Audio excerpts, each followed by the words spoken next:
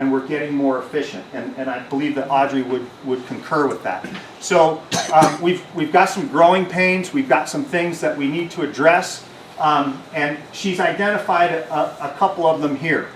So two of the big issues that we're dealing with, and two of the reasons that some of you may be held up. Number one, the county has setback standards. We have codes and standards for construction. And typically, when you come in and you want to build something, you have to comply with those setbacks and those standards. Now, a lot of times that doesn't work. If your parcel is small, if it's confined, if you have proximity to the creek, you have a lot of other topographical situations that are confinements, you can't just move the house to comply with current standards. All right? So there is a provision in the county standards that says an existing non-conforming use that was burned down by fire can be replaced. And that sounds great, but if you keep reading, it also says with a major use permit. Okay? That is a code. And unfortunately, that is a code, and I didn't write it, but that's the code that we are bound by. So it's impossible for us to have to do a major use permit on every parcel. So planning by state law is really required to conform to a lot of state and federal regulations, as well as our own ordinances and regulations. If we have an adopted ordinance that says X, Y, and Z, I, in the planning department, community development, is responsible for implementing that. And if we don't implement that, if there needs to be a change, I can't make that change. The Board of Supervisors, the community at large, needs to adopt a change in the ordinance or the policy. Saying, here's what the law says, here's what the ordinances say, and this is where we stand. So in this case, we're looking at a 1930 subdivision, which was before the county or the state actually really had subdivision standards throughout the county. And what that means is the originator of Anderson Springs was a property owner who just came in and said, here's how I've divided the land. There were no standards. Nothing was actually created. Now in today's standards, what happens is the fire districts have standards for widths and curb dimensions and access and egress. And we have curb and gutters for water and drainage and sewer, and so we have all sorts of infrastructure standards to raise the level of health and safety. So we're just the interpreters of the code, and we're trying to facilitate as much as possible, but we are also bound to follow state law, federal law, and our own ordinances. So that's just kind of to give a little background of what Scott's saying. So what just happened there was you heard an engineer trying to explain planning stuff, and then the planning person giving you the actual the details. Right. So the bottom line is as much as we would like to just sign that permit and put you back and let you get started, there are things that are out of our control that we're having to deal with. She mentioned the 1930 subdivision. One of the things that you have in Anderson Springs is one way in and one way out. That is a problem. We're still wrestling with that. We're meeting with CAL FIRE. We're trying to figure out a solution. Supervisor Brown has gone and through Public Works assistance, we've developed a preliminary cost estimate and a plan for a secondary access out of Anderson Springs to go up to, it would be a secondary access up to Socrates Mine Road.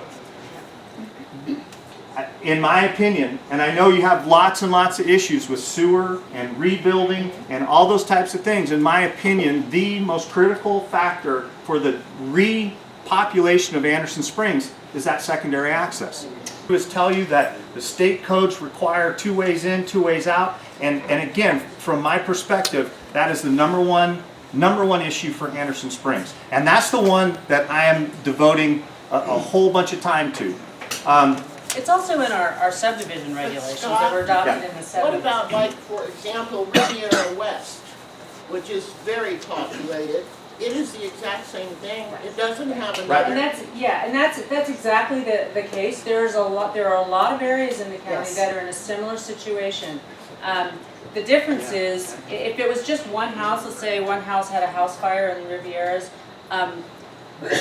that would probably just get approved right off the bat as a, But non-conforming. they have no, I mean, But in this case, what we're looking at is essentially our role, and the only reason why we even have these ordinances and subdivision regulations and zoning is to protect public health, safety, and welfare.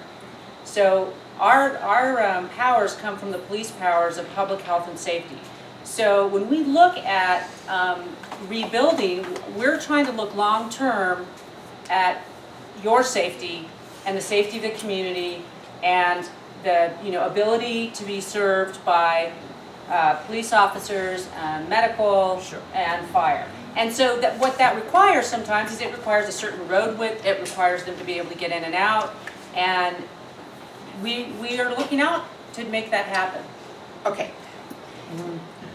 Almost immediately after the fire, that was getting that road built was one of the issues that was discussed by the Board of Supervisors and by the Fire Recovery Group, and looking at getting funding for that. Where are we, gentlemen? Well, there are hazard mitigation funds available through the state, and right now that fund I always put my back in Sheila, I'm not gonna do that. There's about $60 million in that fund, and we need about 600,000, but we're shooting for 1.2 million is what we've told them as far as a range. That's the project that they seem to be the most excited about funding and making sure that we're going to have that. A lot of this other funding that Scott's talking about and what we've talked about as far as the sewer may depend on whether or not we get that done. So that's why we really need to push to have that done. And I understand your frustration about getting fire trucks in, but when you have a situation like we just experienced, where the fire trucks, the firemen and the law enforcement are more involved in evacuations than they are trying to put the fire out based on the resources, that is a way out, not a way in. Right. And that's what we really needed at that point. So that's what we're focused on right now, and that's what the state's looking for. The other issue, there was one other thing I was going to mention that Scott brought up. Setbacks? major use. Yeah, No, major use. Scott's going to talk about that too. We're bringing that forward. Actually, Scott has some really good ideas, and he and I, meet or talk daily about things that come up. You'd think after 7 months that everything had come up, but there's always something unique that we need to deal with, and this is one that he just brought to my attention this last week, and so he's prepared to bring this to the board on May 3rd. To address this right away. He has some solutions for that. I know what I was going to mention. You asked about the Rivieras, and I can't say enough that God forbid we ever have to have this discussion about any other community in our county. Yes. But in the meantime, Yes. if that were to ever happen there, we would be having that discussion. Right now, Scott and I have already met about different options that are available to some of these other communities. The subdivisions that were created before, I think the Subdivision Map Act that we're dealing with right now is from 1974. Is that correct? 72. Yeah, 72. Okay. So those are the kinds of things that we're dealing with. Those Riviera subdivisions were created about then, but those weren't requirements back then. The fire departments weren't as concerned as they should have been. But we are looking at different options that may be available. Some of them, there aren't any options up there right now, but unfortunately, there are always options after a disaster. So that's what we're faced with because of resources. So what is the timing? Are we looking at 2 months, 6 months? Actually, the last meeting that we had with McGuire's office was that they indicated to us that they were going to put it in the May revise, the governor's revised. Okay, budget. so it's going to be in the budget in May, and that gets approved in Yeah, I don't know how Senate works. Mid-June. Mid-June? mid-June. Okay. So, but we can be moving forward if all we have to do is have that approval. The road doesn't have to be in before we have that. We just have to have that approval, knowing that we're Okay. gonna move that The forward. road The is- road does not have to be done before we can do something else. So there is a road, there's currently a road there, is that correct? No, no, there's a. No, he's designed on map, he's designed a road. That's what he's saying. We've looked at the option of where that road would go Yes, and how much it would cost to put it in. okay. So it's not gonna be a paved road that's used all the time. There's other options that are less expensive with a crash gate, with, gravel, chip seal, just a way out. My Barn Pro guy that hasn't put mini in to Lake County before, so he's got a checklist. Can I bring that to your office to go over that checklist? Absolutely. Okay. Please. Yeah. In fact, I would ask that you do that. Please bring that, so we can go through it. We'll do everything we can to help you. Okay, thank you. Yeah, Doug. let me, A question Let me answer that's, I need answered. Are you issuing permits for Anderson Springs? We have issued permits. Yes, Artie, you have. let Are me- you currently doing it? I've invested $50,000. I have my contractor coming from Idaho, and he's arriving shortly. I'm going to be in your office next week. Depends on the parcel.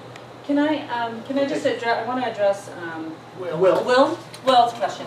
So, one thing that fire-safe communities do to create a fire-safe community is to have a reserved set of water for emergency suppression.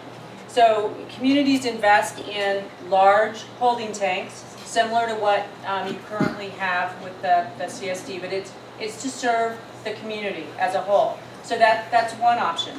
They also look at vegetation management. So when we're looking at the entirety of the community, we're looking at how well is the vegetation managed, is it fire safe, plant material, and are there enough setbacks to enable you to have defensible space around your property. So one answer to your tank question is we're encountering that a lot. The fire sprinkler systems that are required have a certain number of PSI that needs to be distributed at once. And so there are going to be a number of rebuilds that are going to require emergency reserve tanks. There's also the opportunity to potentially go in as a neighborhood or with neighbors to have your emergency suppression and supply in a common holding tank.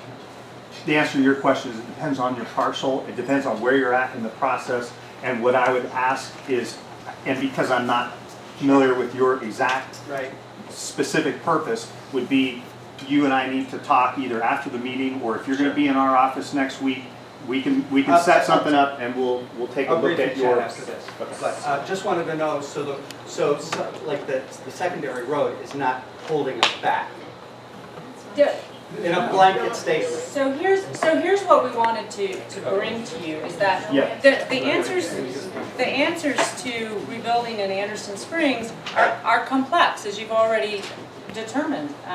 We've all been there. We've all been talking about this, and it's been a huge Rubik's Cube for us to figure out with you.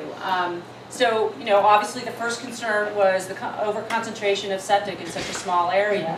Everyone knows at this point that that's, really not the way we would like to be doing things, and needs to be fixed. So there's that over-concentration of septic. Now, if we get that resolved through central sewer, then a lot of our problems drop. However, that doesn't relieve you of individual lot obligations to make, extensions to your. I'm gonna answer your improvements. question. Thank you. I'm gonna answer your Thank question. I told you all, when I first started talking, I'm gonna be forthright, I'm gonna be honest with you. Right. And so I'm gonna tell you the honest truth. Since I become the interim community development director, I've identified some issues that I believe need to be addressed. I believe they need to be addressed through CAL FIRE, the Board of Supervisors. Not from the Community Development Department, not from planners.